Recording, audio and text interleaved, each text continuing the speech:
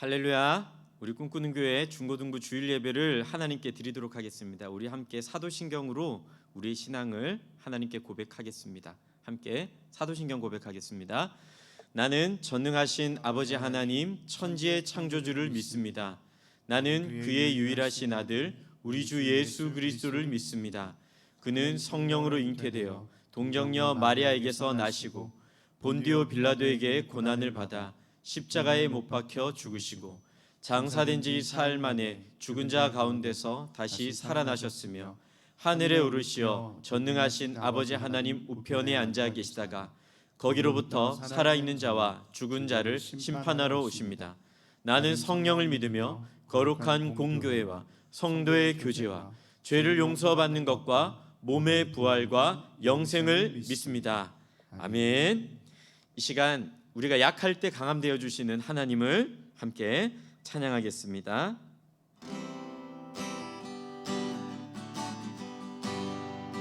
약할 때 강함 되시네, 약할 때 강함 되시네.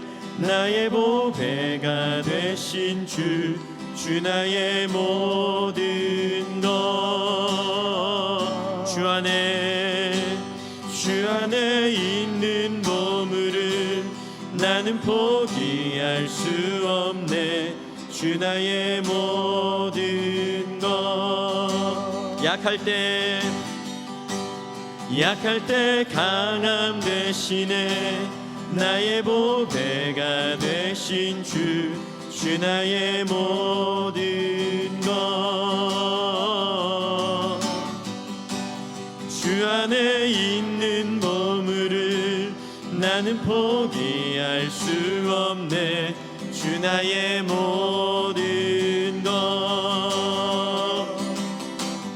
예수 어린 양 존귀한 이름. 예수 어린 양 존귀한 이름. 십자가 죄 사셨네. 십자가 죄 사셨네. 주님의 이름 찬양해. 주 나의 모든 것. 쓰러진 나를 세우고 나의 빈 잔을 채우네. 주 나의 모든 것. 예수 어린 양 존귀한 이름. 예수 어린 양 존귀한 예수 어린 양. 예수 어린 양 존귀한 이름. 예수 어린 양 존귀한 이름. 세상 소망 다 사라져가도 주의 사랑은 끝이 없으니 살아가는 이 모든 순간이 주 은혜임을 나는 믿네. 주 나의 모습 보네. 상한 나의 맘 보시네. 주 나의 눈물 안에 홀로 울던 맘 세상 소망 다 사라져가도 주의 사랑은 끝이 없으니 살아가는 이 모든 순간이 주 은혜임을 나는 믿네. 주 사랑 내게 있네. 주 사랑 내게 있네. 그 사랑이 날 채우네. 주 은혜 내게 있네. 그네로 날 세우네. 세상 소망 다 사라져가도 주의 사랑은 끝이 없으니 살아가는 이 모든 순간이 주 은혜임을 나는 믿네. 세상 소망 다 사라져가도 주의 사랑은 끝이 없으니 살아가는 이 모든 순간이 주 은혜임을 나는 믿네. 우리 시간 함께 기도하겠습니다. 하나님 아버지, 오늘도 예배 가운데 충만하게 임재하여 주셔서 우리가 집중하여 인격적인 하나님을 만나 경험하게 하시고 하나님의 사랑을 풍성하게 체험할 수 있는 그런 예배 될 수 있도록 하나님 도와주시옵소서. 하나님, 가정에서 예배를 드리느라 집중하지 못하고 하나님 말씀을 뚜렷이 듣지 못하는 우리들의 연약함을 주님께서 붙들어 주시고 이 시간 온전히 하나님께만 영광 돌리며 하나님을 기뻐하는 예배 될 수 있도록 주님, 우리들의 마음, 우리들의 환경, 우리들의 심령 주님께서 강하게 붙잡아 주셔서 이 시간 온전한 예배로 하나님의 기쁨이 될 수 있도록 이 시간 함께 합심하여 기도하겠습니다. 살아계신 아버지 하나님, 은혜 감사드립니다. 오늘도 하나님께서 우리를 붙드셔서 온라인으로 하나님을 예배합니다. 이 예배 가운데 하나님께서 임재하여 주시고 역사하여 주셔서 하나님의 기쁨이 머물고 하나님의 은혜가 머물고 풍성한 예배 될 수 있도록 하나님 아버지 인도하여 주시옵소서.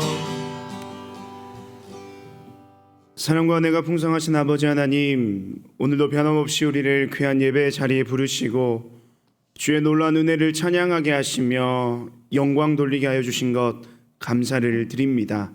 우리가 오늘 이 자리에 예배할 수 있음이 모든 것이 주님의 은혜임을 고백하는 귀한 우리 중고등부 모든 예배 자리, 또 예배 자리 나온 모든 우리 친구들의 고백 되게 하여 주시옵소서. 오늘도 그 귀한 고백 위에 놀라운 은혜를 채우실 하나님을 기대하오니 그러한 기대와 소망으로 나아가는 모든 예배자들에게 오늘도 하나님 만나주시고 임재하여 주시고 역사하여 주셔서 오늘도 하나님의 살아계심이 이 시간 가운데 우리의 삶 속에 온전히 증거될 수 있도록 주님 은혜 베풀어 주시옵소서. 예배를 시작합니다. 주님, 마치는 시간까지 우리의 마음과 생각을 지켜주시고 다른 어떤 것에 마음을 두지 않고 유혹에 빠지지 않으며 오직 하나님의 음성, 주의 만지심, 주님의 역사하심을 간절히 기대하는 우리들의 예배가 되게 하여 주시옵소서.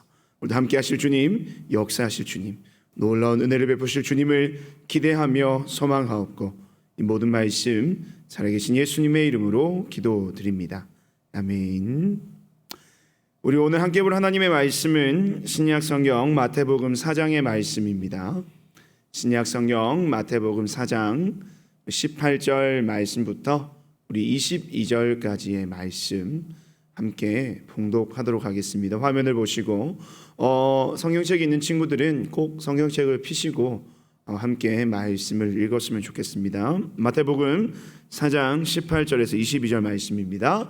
갈릴리 해변에 다니시다가 두 형제 곧 베드로라 하는 시몬과 그의 형제 안드레가 바다에 금을 던지는 것을 보시니 그들은 어부라. 말씀하시되 나를 따라오라.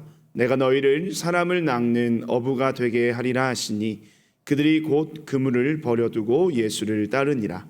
거기서 더 가시다가 다른 두 형제 곧 세베대의 아들 야고보와 그의 형제 요한이 그의 아버지 세베대와 함께 배에서 그물 깁는 것을 보시고 부르시니 그들이 곧 배와 아버지를 버려두고 예수를 따르니라. 아멘. 오늘 마태복음 4장 18절에서 22절의 말씀을 가지고 우리 함께 따라합시다. 제자다움이라는 말씀의 제목으로 이 시간 여러분과 함께 은혜를 나누기를 원합니다. 말씀을 전하기에 앞서서 한 가지 광고를 드리면 지난주부터 우리가 중고라방이 새롭게 시작이 되었습니다. 지난주에 목사님은 그 3부 예배 찬양 때문에 조금 늦게 참석을 해서 여러분과 함께 시간을 보내지 못한 아쉬움이 너무나도 컸는데요. 오늘도 동일하게 여러분과 함께 만나는 시간 가지도록 할 겁니다. 우리 1시부터 중고라방이 시작되니까요. 여러분 꼭 기억하셔서 함께 말씀의 은혜도 나누고 또 여러분의 삶도 함께 나누어 주시고 그래서 우리가 만나지 못하는 그 모든 아쉬움이 우리가 이 언택트 시대에 또 이 온라인을 통해서 또 실시간 라이브 방송을 통해서 여러분과 함께 소통하는 시간이 되기를 바랍니다. 기억하시고 유튜브 채널 우리 꿈꾸는 교회 다음 세대 채널 가운데 동일하게 실시간 라이브가 진행이 되니까요. 여러분들 함께 꼭 참여해 주시면 감사하겠습니다. 오늘도 여러분과 함께 말씀의 은혜를 나눌 것인데 아까 기도할 때 목사님이 이야기했지만 여러분이 혼자서 지금 예배를 드리는 친구들도 분명히 있을 것이고 또 부모님과 함께 예배하는 친구들도 있을 건데 온라인 예배 자리가 더욱더 힘든 것 같아요. 뭐가 힘드냐면 예배에 집중하기가 힘들다는 거예요.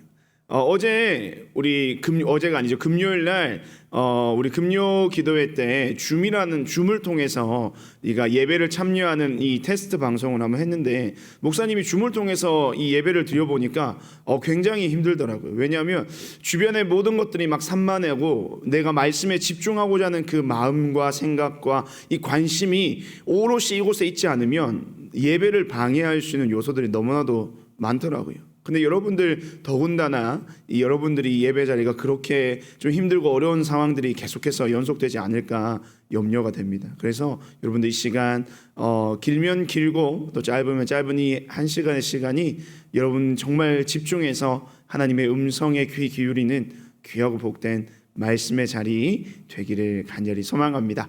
이 시간 우리 말씀을 나누기에 앞서서 이 말씀을 시작하면서 여러분에게 한번 짧은 영상을 하나 준비를 했습니다. 너무 짧아서요. 또 좀 과거의 영상이긴 한데 여러분들 아는 친구들 있는지 모르겠어요. 이 영상을 함께 한번 보고요. 말씀을 나누도록 하겠습니다. 영상 띄워주십시오.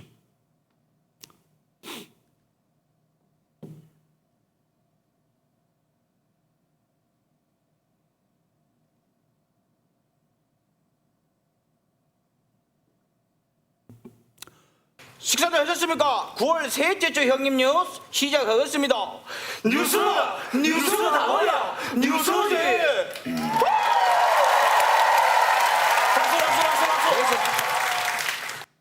예, 너무 짧죠. 한 번 더 보도록 하겠습니다. 자, 한 번 더. 식사를 하셨습니까? 9월 셋째 주 형님 뉴스 시작하겠습니다. 뉴스다 나와야 뉴스지.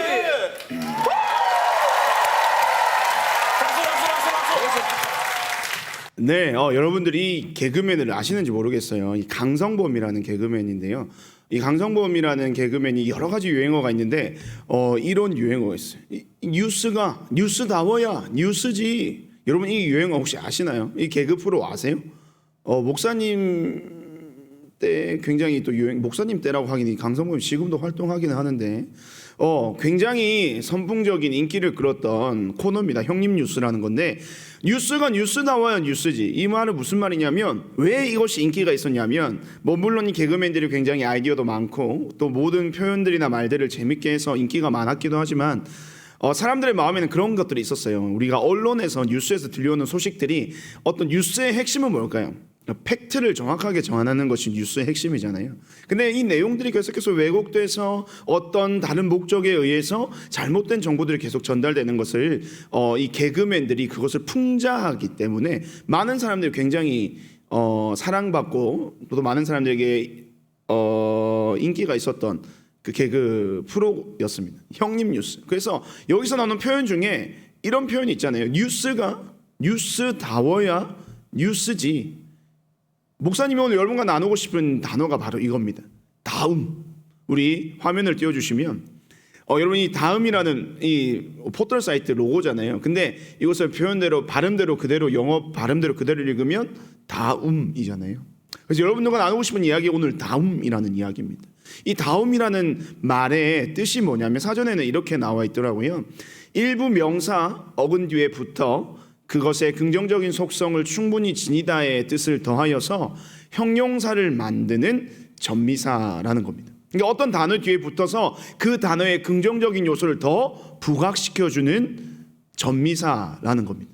그래서 뭐 예를 들어서 남성다움, 뭐 남성다움이라는 그 의미는 뭡니까? 남자답다라는 것이고, 아름다움이라는 뭡니까? 아름답다, 더 아름다, 그 아름다움이 더하여진다라는 것을 강조할 때, 그리고 굉장히 미남스럽다, 미남답다, 이거 말이 안 되네요. 목사님에게 적용을 좀 하려고 그랬는데 지난주에 실시간 라이브 방송하면서 목사님이 저기 차은우 이야기를 했다가 많은 친구들에게 굉장한 비난을 받았는데 차은우 목사님이 얘기한 게 아니라 우리 최상준 목사님이 얘기하신 겁니다, 여러분. 그래서 무리를 빚었는데 어쨌든 여러분들과 함께 이 오늘 이 다음이에 대해서, 다음이라는 단어에 대해서 여러분과 함께 좀 이야기를 나누어 보려고 해요. 오늘 말씀을 읽어보니까 어떤 내용이 나오냐면 우리는 계속해서 지금 예수님에 관한 에피소드를 나누고 있습니다. 근데 오늘 예수님은 어떠한 일을 하시냐면 바로 당신의 제자들을 부르시는 장면을 우리가 오늘 본문 말씀을 통해서 알 수가 있는 거예요. 여러분 화면을 보시면 제자입니다.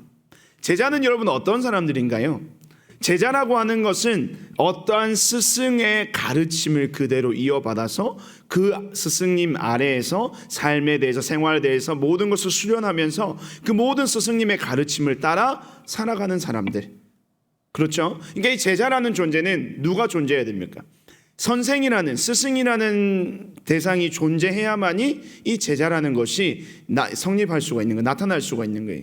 그러니까 이 제자, 그래서 스승의 가르침을 그대로 따르고 스승의 모든 가르침을 그대로 삶을 통해서 행하는 사람을 우리는 제자라고 합니다. 근데 오늘은요, 어떤 제자에 대해서 우리가 이야기를 나눌 거냐면 바로 예수님의 제자에 관해서 여러분과 함께 이야기를 나누려고 합니다. 하나님께서, 예수님께서 당신의 사랑하는 제자들을 부르시는 장면을 통해서 오늘날 하나님께서 우리에게 왜 이 말씀을 주시고 이 말씀을 통해서 우리가 어떻게 살기를 원하시는지 여러분과 함께 나누어 보려고 해요. 오늘 본문 말씀을 보니까 이런 말씀이 있습니다. 18절 말씀에 갈릴리 해변에 다니시다가 두 형제 곧 베드로라 하는 시몬과 그의 형제 안드레가 바다에 그물 던지는 것을 보시니 그들은 어부라. 여러분이 잘 알고 있는 두 사람이 나오죠. 우리 예수님의 수제자라고 불리는 으뜸가는 제자라고 또 인정받는 베드로라는 사람과 또 그의 형제 안드레가 등장합니다.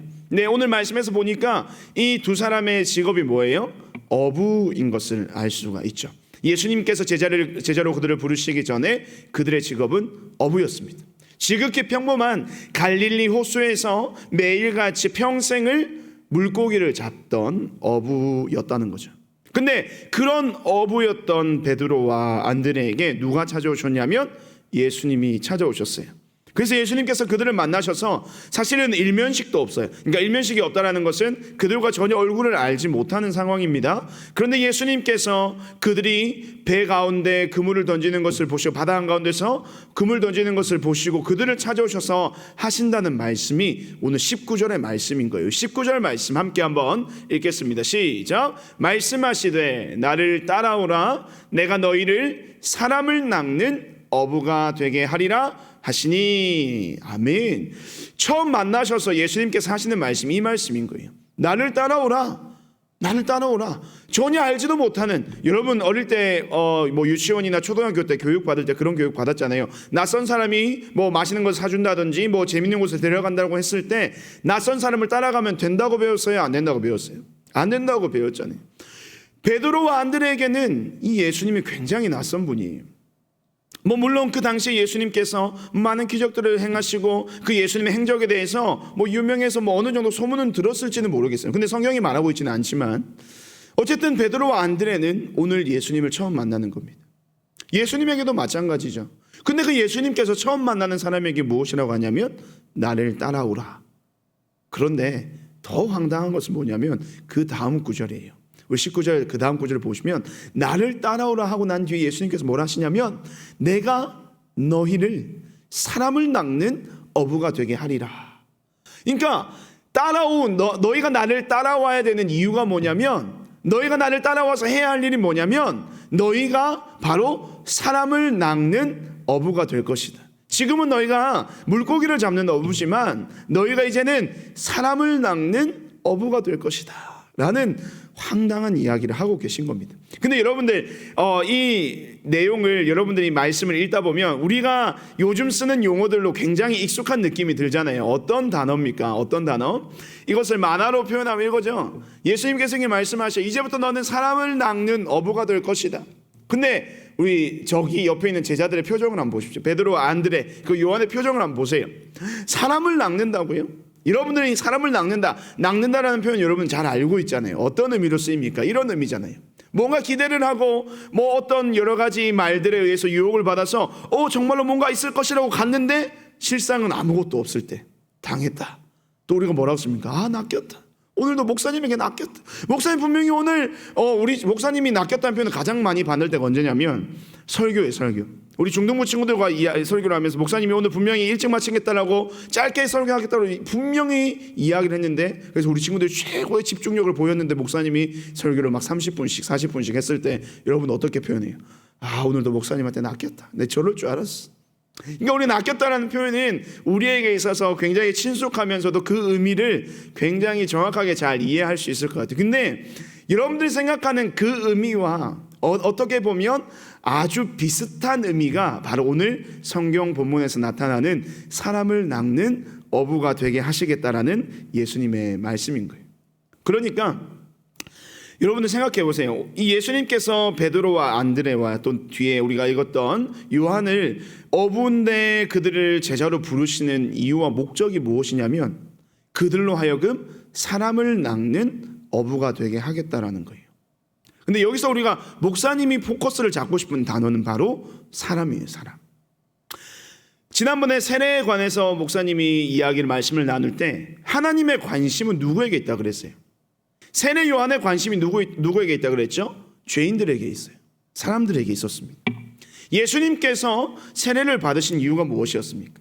우리와 함께 하시기 위하여서 우리를 사랑하기 때문에 결국 여기서 우리는 바로 사람이라는 거죠. 하나님의 관심은 사람에게 있어요. 예수님께서 제자들을 부르신 이유와 목적이 뭘까요? 물론 방법적인 측면에서는 사람을 낚는다라고 하지만 그 방법의 대상이 되는 자들이 바로 사람들인 거예요. 특별히 예수님을 알지 못하는 사람들, 또 여전히 하나님의 그 귀한 복음의 메시지를 듣지 못하고 저 죄와 사망의 길로 걸어가고 있는, 오늘도 슬픔과 절망의 시대를 살아가고 있는 죽어가는 저 백성들, 저 사람들, 하나님의 관심은 사람에게 있는 거예요. 예수님께서 제자들을 불러 모으신 이유도 무엇이냐면 결국 사람을 위한 거예요. 어떤 사람이요? 주를 알지 못하는 죽어가는 저 백성들, 저들을 더 나아가서는 살리기 위해서, 낚는다라는 표현은 그들을 살리기 위해서 누구를 부르셨다는 거예요? 제자를 부르셨다는 겁니다. 여기까지 여러분, 예수님의 관심, 하나님의 관심은 사람에게 있다는 것을 여러분들이 생각을 하고 우리 장면을 함께 한번 봤으면 좋겠어요. 그렇다면 예수님께서의 제자들을 부르시는데, 물론 우리가 어떤 사람들을 뽑을 때 있잖아요. 회사에서 면접을 할 때 사람을 뽑을 때 어떤 자격 요건을 우리가 공지를 합니다. 여러분들이 나중에 또 중학교 고등학교, 대학교를 지나갈 때 그 학교에서 원하는 자격 요건들이 있잖아요. 그래서 그 자격 요건에 충족한 사람들이 그 학교를 들어가게 되고 또 직장에 들어가게 되는데, 예수님의 제자가 될 수 있는 자격 있을까요? 없을까요? 자격이 있습니다. 요건이 있다는 거예요. 어떤 요건을 갖추어야만이 이 제자가 될 수가 있다는 겁니다. 그런데 여러분들에게 오늘 두 가지의 자격 요건을 여러분들에게 한번 소개를 하려고 해요. 목사님이 요즘에 사실은 페이스북에서 목사님이 약간 목사님 또래에 있어서는 굉장히 좀 인싸인 거 여러분 아시잖아요. 근데 요즘 좀 갈아탔어요. 뭘로 갈아탔냐면 여러분 아시죠? 인스타로 목사님이 조금 갈아타기 시작했어요. 요즘 인스타를 시작하면서 아재라는 이야기를 많이 들어요. 목사님이 인스타 어렵다고 이렇게 인스타그램에 내용을 업로드를 했더니 많은 우리 목사님 주변의 후배들, 동생들, 또 젊은 목사님보다 조금 젊은 심지어는 한두 살 많은 선배들까지도 아재라는 얘기를 많이 하더라고요. 목사님 잘 몰라가지고 모르겠다 그랬더니 어렵다 그랬더니 굉장히 아재라는 소리를 많이 듣고 있는데 목사님 열심히 지금 인스타 활동을 하고 있어요. 목사님 인스타 활동하는 것은 사실은 뭐 목사님의 이야기를 나누고자 하는 목적도 있지만 사실 여러분과 함께 소통을 하기 위해서 여러분의 그 문화를 이해하기 위해서 열심히 좀 하려고 하는데 여러분 인스타의 핵심이 뭐예요? 핵심. 뭐 사진도 있겠고 많은 이야기를 뭐 나누는 것도 있겠지만 인스타의 핵심은 바로 이거죠. 뭡니까? 팔로워입니다. 팔로워. 예, 팔로워. 목사님 팔로워 지금 몇 명이에요? 329명인가? 이제 갓 시작한 것 치고는 좀 많죠. 그래서 목사님 팔로워를 한다는 것은 뭐예요? 그 사람의 소식을 우리가 전해 듣는다는 이야기잖아요. 그래서 그 사람이 나를 팔로우했습니다라고 하면 우리 메시지가 이렇게 날라오잖아요. 이분을 당신도 팔로우 하시겠습니까? 그래서 목사님이 오케이 누르면 마팔이 되잖아요. 여러분 팔로우 해주세요. 목사님한테 팔로우 신청해 주시고 목사님과 마팔로 응답하도록 하겠습니다. 어쨌든 인스타의 핵심은 팔로워예요. 팔로워라는 것. 그래서 제자의 자격은 첫 번째는요. 여러분 팔로워예요. 팔로워가 뭐예요? 따르는 사람이에요. 따라가는 사람인데 인스타를 할 때에 여러분들이 팔로우를 하는 이유가 뭐예요? 그 사람의 소식이 궁금해서 팔로우를 하지 않습니까? 그 소식이 궁금하다는 것을 또 다른 말로 하면 그 사람에 대한 나의 뭐예요? 관심이에요. 관심의 표현인 거예요. 그래서 제자의 첫 번째 자격은 팔로워인데요. 무엇에 대한 팔로워냐? 누구에 대한 팔로워냐? 바로 예수님에 대한 팔로워가 되어야 되는 거예요. 다른 말로 하면 예수님에 대한 관심이 있어야 되는 거예요. 날마다 여러분들이 인스타, SNS를 하면서 팔로우를 누르면서 그 사람의 소식들을 접하는 이유가 뭐예요? 세상 가운데 우리 주변에 살아가고 있는 그 사람에 대한 관심이 있는 거예요. 그래서 그 사진을 보다가 그 사진에 대해서 굉장히 좋은 마음이 들면 더블 클릭을 하면 하트가 뜨더라고. 목사님 최근에 알았어요. 원래 하트 모양을 직접 눌렀는데 사진을 더블 클릭하면 자동으로 좋아요가 되더라고. 또 아재라고 하겠죠. 근데 내가 관심이 있을 때 그 사진을 누르게 되는 거예요. 그래서 그 관심에 대한 표현을 그 사람에게 하게 되는 거죠. 그러면 그 관심을 받은 사람은 어떨까요? 이 사람이 나에게 관심이 있구나. 나에 대해서 굉장히 많은 생각을 하고 있구나. 또 많은 마음을 주고 있구나. 그러면서 서로가 뭐가 되는 거예요? 아름다운 관계가 맺어지게 되는 거죠. 예수님의 제자도 마찬가지인 거예요. 예수님의 제자가 될 수 있는 첫 번째 조건은 바로 예수님의 팔로워가 되어야 되는 거예요. 예수님에 대한 관심이 있어야 되는 거예요. 여러분, 예수님에 대한 관심이 여러분 있습니까? 여러분은 예수님에 대해서 얼마만큼의 마음을 쏟고 있어요? 인스타를 우리가 하면서 아니면 SNS를 하면서 우리 남자친구들은 게임을 하면서 그것들에 대해서 우리가 관심을 가지고 있고 또 목사님이 만약에 여기서 어떤 게임을 얘기를 한다, 롤 얘기를 하거나 또 아니면 뭐 오버워치 얘기를 하거나 뭐 배그 이야기를 하면 오늘 치킨이다 이런 얘기를 하면 여러분들이 관심을 가지는 이유가 뭐예요? 그 이야기에 대한 여러분들의 마음이 거기에 쏠려 있기 때문인 거죠. 그런데 예수님의 제자라고 하는 것은 게임에도 아니고 또 SNS도 아니고 뭐 다른 우리의 공부라든지 주변의 문화들에게 아니라 어디에 관심이 있어야 되냐면 이 예수님에 관한 관심이 있어야 되는 거예요. 예수님에 관한 관심은 무엇으로 표현될까요?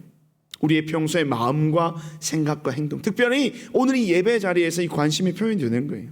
오늘 이 예배 자리에 앉아있다, 뭐 이유가 어쨌든 뭐 과정이 어쨌든 이 자리에 앉아서 지금 예배를 드리고 있다. 여러분의 모습과 표정과 행동들이 어쨌든 간에 이 자리에 있다는 것은 여러분들이 예수님에게 관심을 가지고 있다는 증거가 되는 거예요. 여러분은 첫 번째 조건을 충족한 겁니다. 팔로우, 관심. 예수님에게 관심을 좀 가져주세요.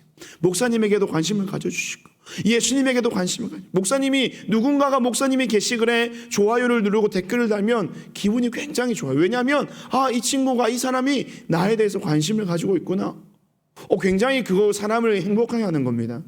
근데 예수님에게도요, 여러분의 그 관심이 필요하다는 거예요.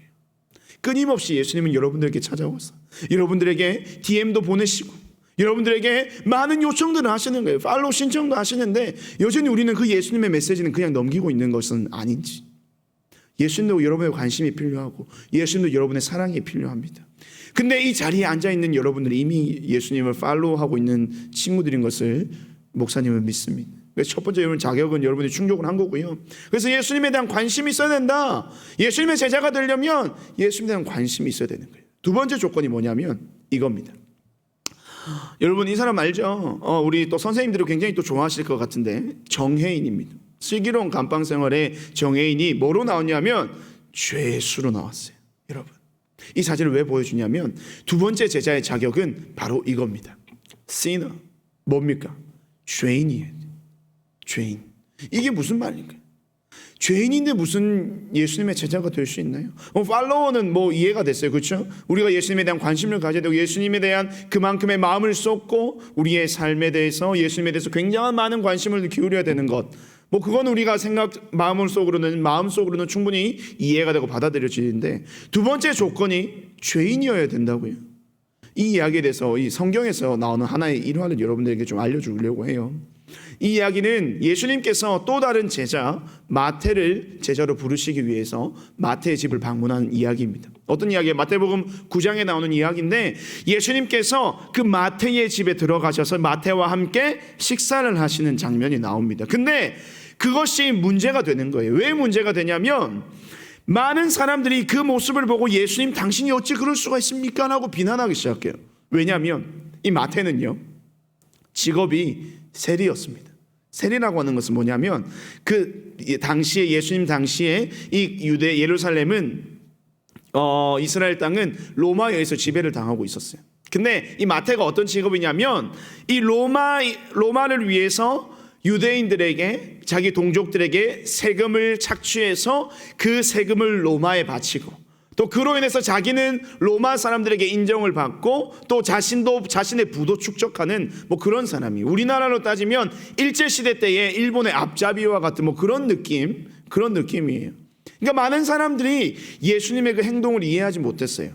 그리고 심지어 그런 사람을 예수님이 자신의 제자로 부르셨다는 그 사실이 그 당대의 유대인들에게는 굉장히 충격적이고 또 예수님이 비난받아 마땅한 행동이었다는 거죠. 근데 예수님께서 이 장면에 대해서 이 모습에 대해서 자신을 비난하는 수많은 유대인들과 바리새인들과 사두개인들에게 예수님께서 무슨 말씀을 하셨냐면 이런 말씀을 하셨어요. 말씀을 보면 9장 12절 말씀에 보면 이런 말씀이 있어요. 예수께서 들으시고 이르시되 건강한 자에게는 의사가 쓸데없고 병든 자에게라야 쓸데있느니라. 너희는 가서 내가 긍휼을 원하고 제사를 원하지 아니하노라 하신 뜻이 무엇인지 배우라. 나는 의인을 부르러 온 것이 아니요 죄인을 부르러 왔노라 하시니라. 아멘. 이 말씀이 무슨 말이냐면 12절 말씀을 보세요. 의사가 존재하는 목적이 뭡니까? 병든 환자를 고치기 위해서죠. 그래서 의사의 존재 목적은 의사가 존재할 수 있는 이유는 환자가 있기 때문입니다.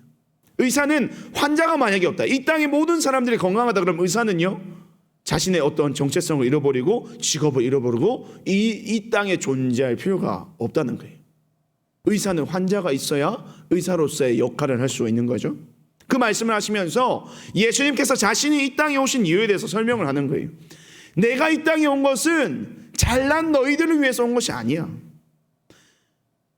여전히 지금도 나를 알지 못하고 이 구원의 메시지를 듣지 못하고 하나님에 대한 그 약속의 말씀을 믿지 못하고 알지 못하는 자들을 하나님의 그 귀한 구원의 은혜의 자리로 인도하기 위해서 내가 온 것이야. 의인을 부르러 온 것이 아니요 죄인을 부르러 왔는. 이 땅에 죄인들이 너무나도 많기 때문에 나의 사랑하는 백성들 가운데 여전히 죄의 모습으로 살아가고 있는 자들이 너무나도 많기 때문에 그들을 구원하기 위해서 내가 왔어. 마태를 내가 부르는 것도 마찬가지야. 너희들이 볼 때 저 인간 죄인이야. 나도 인정하는 거예요. 예수님도 인정하시는 거예요. 하지만 저는 죄인들을 내가 살리기 위해서 구원하기 위해서 이 땅에 온 것이라는 사실, 그것을 예수님께서 지금 사두개인들과 유대인들, 바리새인들에게 자신을 비난할 세리마태와 함께 식사하며 그를 제자로 부르시는 그 모습을 비난하는 자들에게 예수님이 이야기하시는 거예요. 바로 이런 자들을 위해서 내가 이 땅에 왔다는 거예요. 여러분, 예수님이 이 땅에 오신 이유가 뭐예요? 죄인을 구원하시기 위해서. 여러분, 예수님이 이 땅에 왜 오셨습니까? 바로 여러분들의 죄를 용서해 주시기 위해서. 이 모든 죄를 씻기고 여러분들을 구원해 주시기 위해서 이 땅에 오셨다는 거예요. 그래서 이 제자의 자격, 두 번째, 이 시너, 죄인이라고 하는 것 바로 이겁니다. 십자가예요. 예수님께서 죄인들이 이 땅에 없으셨다면 이곳에 오실 이유가 있습니까? 없습니까? 없다는 거예요.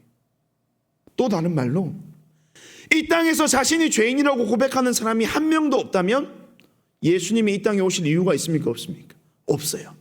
예수님의 존재 목적이 사라지시는 거예요. 예수님이 이 땅에 오신 목적이 사라지는 거예요.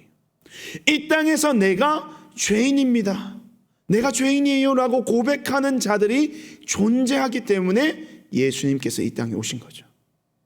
그래서 제자의 자격 두 번째, 이 죄인은 바로 그겁니다.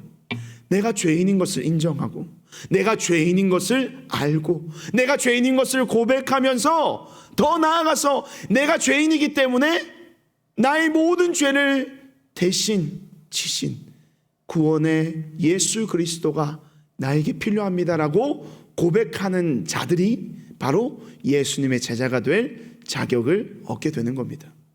예수님이 이 땅에 오신 목적을 정확하게 아는 자들, 그리고 하나님 앞에서 내가 죄인이라는 사실을 고백할 수 있는 그러한 자들이 바로 예수님의 제자가 될 수 있는 자격을 얻을 수가 있다는 겁니다. 그래서 예수님께서는 두 조건을 보셨어요. 나를 따르라, 나에게 관심이 있고 자신을 따를 수 있는 사람, 팔로워.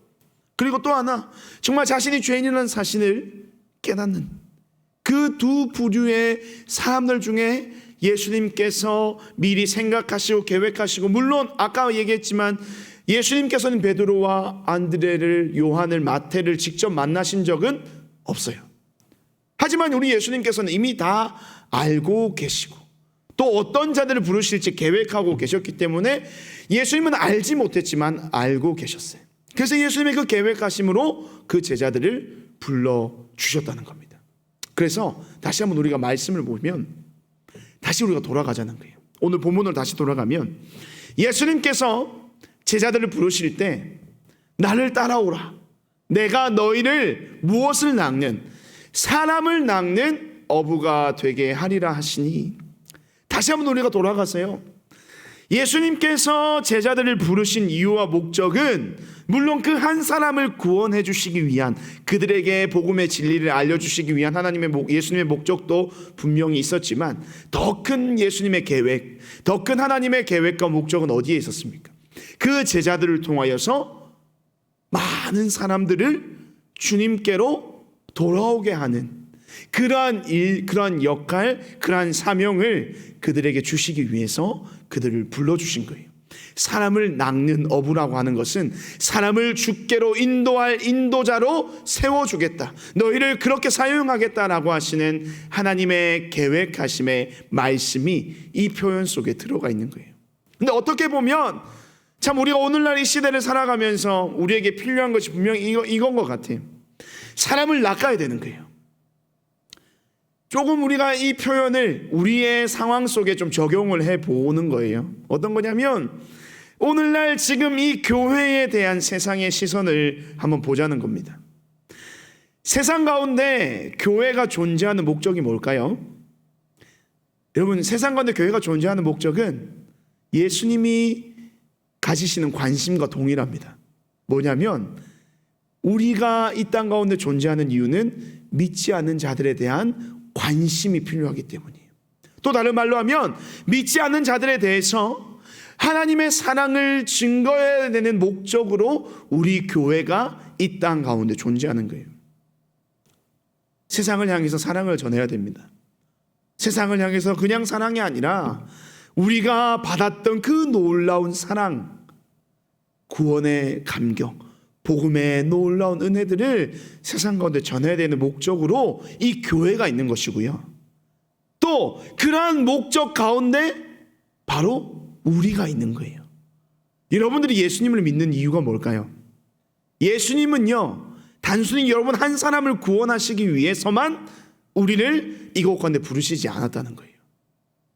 예수님의 관심은 항상 누구에게 있을까요? 잃어버린 양들에게 있습니다. 예수님의 관심은 죽어가는 저 사람들에게 있는 거예요.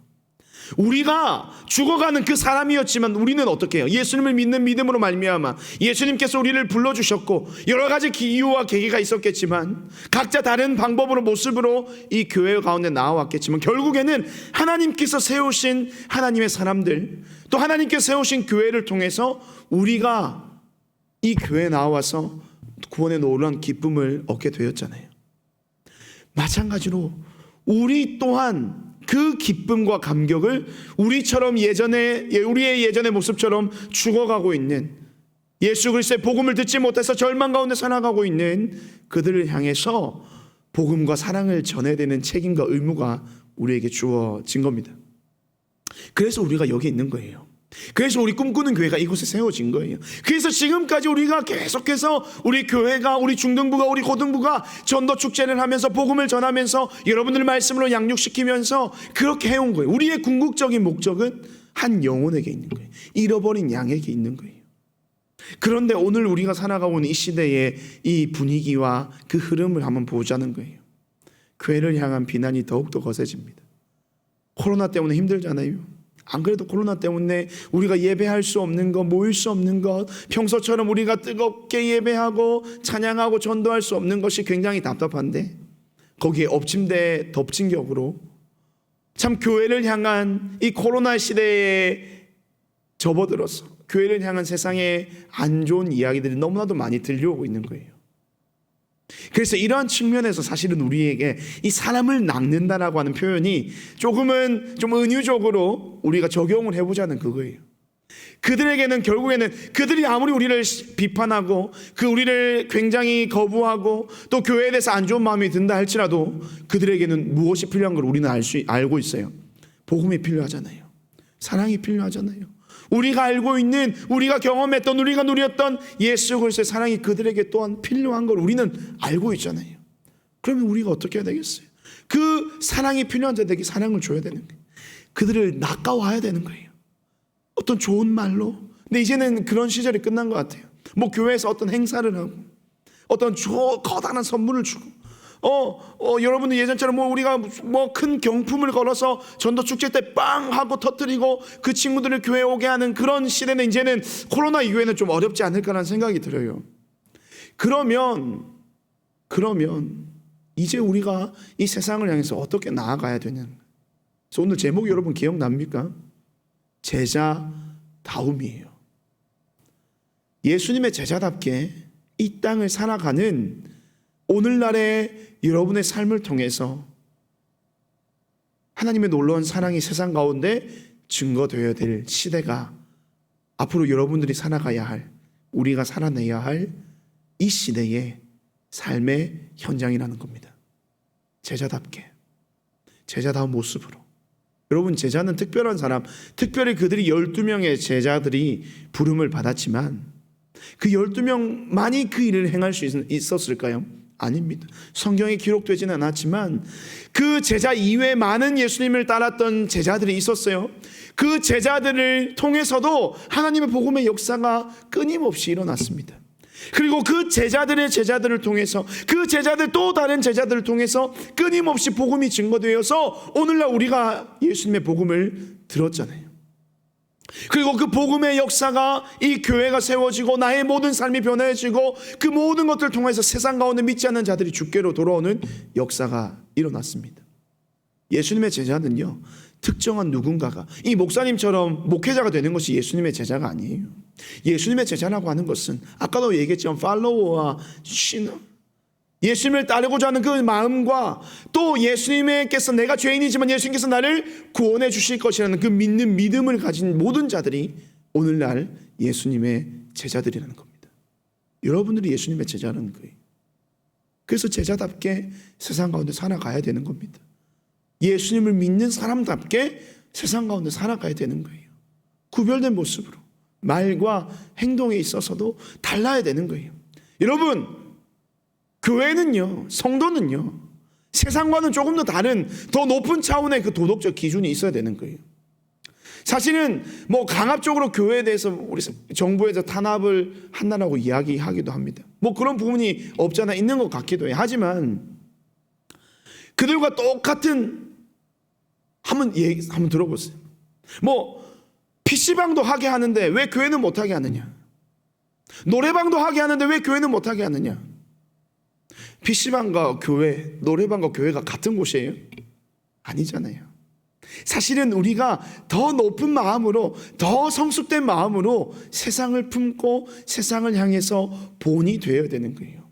제자다움이라고 하는 것은 세상 앞에서 본이 된 삶을 살아가는 것이 제자다움입니다. 그리스도인다움, 성도다움, 꿈꾸는 교회 중고등부다운 모습이 오늘날 우리 시대 가운데 꼭 필요한 우리의 삶의 모습이 아닌가 생각이 되는 거예요. 이제는 우리가 그런 삶의 모습을 회복해야 될 때입니다. 세상 속에서 여러분들이 예수님을 믿지 않는 다른 친구들과는 전혀 다른 모습으로 더 높은 도덕적 기준을 가지고 성실함으로 사랑으로 섬기고 헌신해야 될 때가 2020년 오늘을 살아가고 있는 저와 여러분의 삶의 시대라는 겁니다. 그럼 어떡하겠습니까? 더 큰 결단이 필요하겠죠. 더 큰 믿음의 결단이 필요한 것입니다. 더 큰 우리의 마음의 결단이 필요한 거예요. 예전에는 그냥 교회에 와서 예배 드리고 우리 안에서 좋고 은혜롭게 나누고 그런 수준에서 이제는 더 뛰어넘어야 되는 거예요. 더 넘어선 기준이 우리에게 필요한 거예요. 뭐예요? 이 예수님처럼 우리 마지막 오늘 말씀, 이 말씀을 함께 읽었으면 좋겠어요. 마지막 이 말씀 19절의 말씀으로 예수님께서 베드로와 야고보와 안드레에게 또 요한에게 마태에게 도전할 때에 그들의 반응이 이거였습니다. 20절 말씀 함께 한번 읽어봅시다. 시작. 그들이 곧 그물을 버려두고 예수를 따르니라. 그들이 곧 그물을 버려두고 예수를 따르니라. 그물을 버렸다는 것은 자신의 모든 인생을 버린 거예요. 어부로서 살아왔던 모든 삶의 모습들을 다 제쳐두고, 어부뿐만이 아니에요, 자신의 삶에 있었던 모든 삶의 요소들을 다 내려놓고 가족도 자기의 꿈도 자기의 모든 욕심과 야망과 야욕과 그 모든 자신의 비전들을 다 내려놓은 거예요. 자신이 누리고 있는 모든 기득권들, 모든 삶의 요소들을 다 내려놓고 누구를 따랐다는 거예요? 예수님을 따랐다는 거예요. 오늘날 이 시대를 살아가고 있는 우리 중고등부 친구들에게 하나님께서 이 말씀을 통해서 우리에게 도전하시는 메시지가 그겁니다. 우리뿐만이 아니라 이 교회를 향하여서 도전하시는 메시지가 목사님이 이것이라고 생각해요. 모든 것을 버려두고 모든 것을 제쳐두고 누구를 따르라는 거예요? 예수님만을 따르라는 거예요. 예수님의 참된 제자로서 이 땅에서의 모든 삶을 어떻게 살아가라, 그러한 삶의 도전을 오늘 이 시간 우리 꿈꾸는 교회 모든 중등부 친구들, 또 고등부 친구들, 우리 모든 선생님들, 또 목사님에게, 또 이 땅의 모든 교회들에게 예수님께서 도전하고 계신 겁니다. 이제는 더욱더 우리에게 있어서 책임이 커졌어요. 우리에게 있어서 부담감이 더 커졌습니다. 우리가 삶으로 살아내야 될 것들이 너무나도 많아졌어요. 그동안 어떻게 보면 쌓아왔던 모든 우리의 세상 가운데서의 우리의 모든 공든탑들이 우리의 연약함, 누구 개인의 문제가 사실은 아니에요. 우리 한국교회의 연약함들 때문에 그것이 지금 이 코로나로 인해서 더 불거지고 무너지게 된 거예요. 다시 이제는 쌓아가야 되는데, 그 쌓아가야 하는 모든 출발의 시작이 바로 무엇이냐고요? 그물을 버려두고 예수를 따르는 믿음의 결단. 예수님을 내가 온전히 따르겠습니다. 이러한 믿음의 결단을 이루는 그 순간에 다시 한번 우리의 삶의 회복, 우리의 이 땅의 모든 회복이 시작될 거라는 겁니다. 근데 여러분, 우리에게 책임감이 더 더해지고 우리의 삶에 많은 부담감들이 더해진 것은 사실입니다.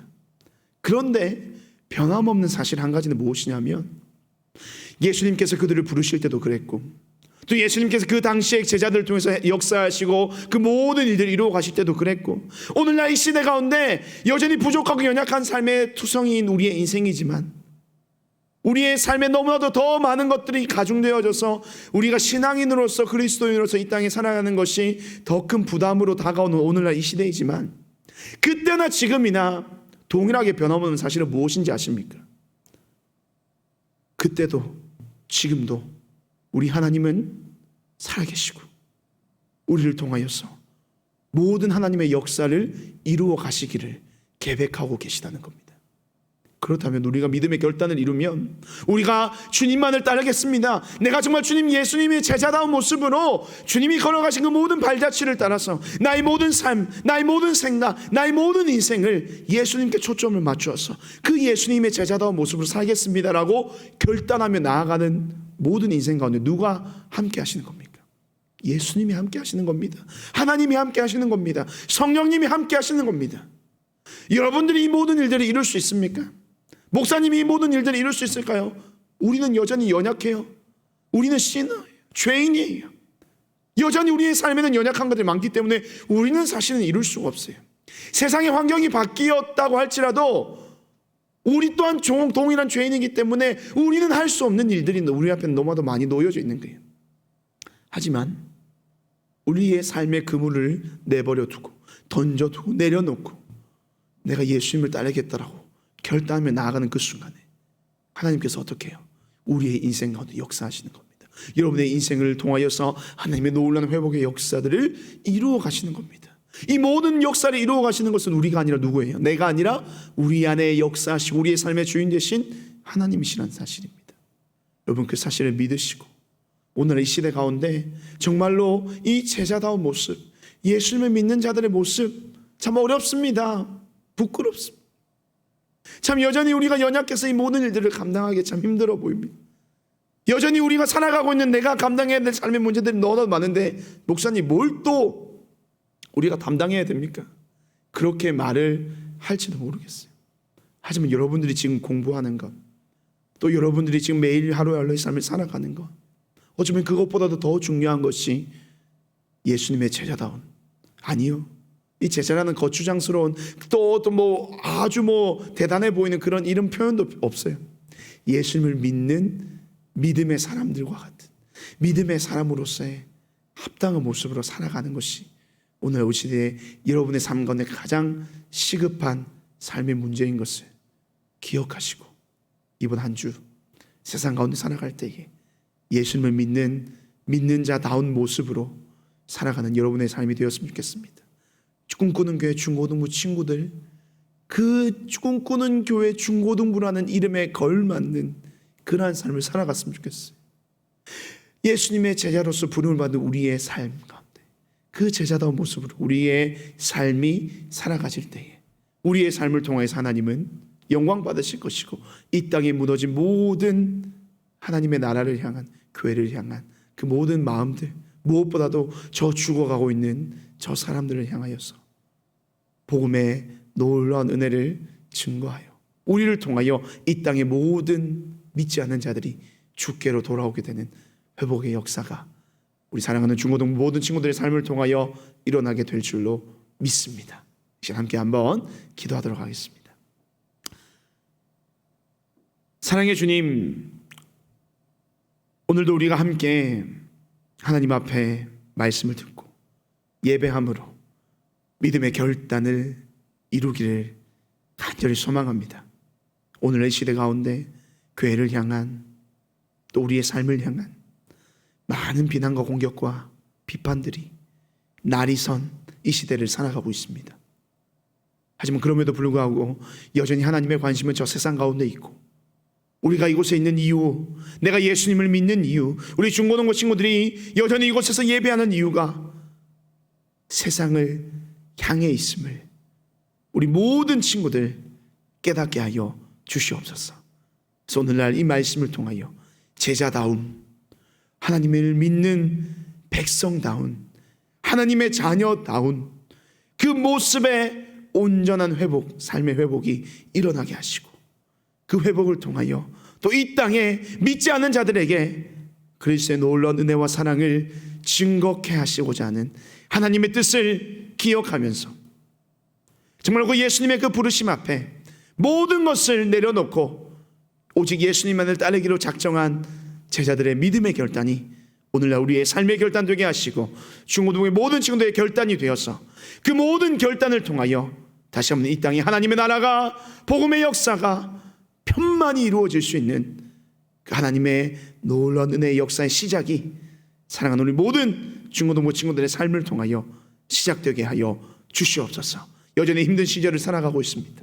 하지만 주님 안에서 소망 잃지 않는 우리 친구들 되게 하여 주시고 주님을 향한 우리의 마음을 변치 않도록 주님께서 우리의 마음과 생각을 지켜주셔서 오늘도 다음 주 한 주간도 이번 한 주간도 주님께서 허락하신 이 모든 삶 속에 예수님의 제자다운 모습으로 살아갈 수 있는 모든 중고등부 친구들의 삶이 되게 하여 주시옵소서. 지금은 우리 구주 예수 그리스도의 은혜와 하나님 아버지의 다함없는 사랑과 성령 하나님의 교통하심이 다시 한번 예수님의 제자다운 모습으로 하나님을 믿는 자로서의 합당한 모습으로 세상 가운데 살아가기로 작정하며 결단하는 사랑하는 모든 중고등부 친구들의 삶과 그들의 머리 위에 지금으로부터 영원토록 함께 있을지어다. 아멘.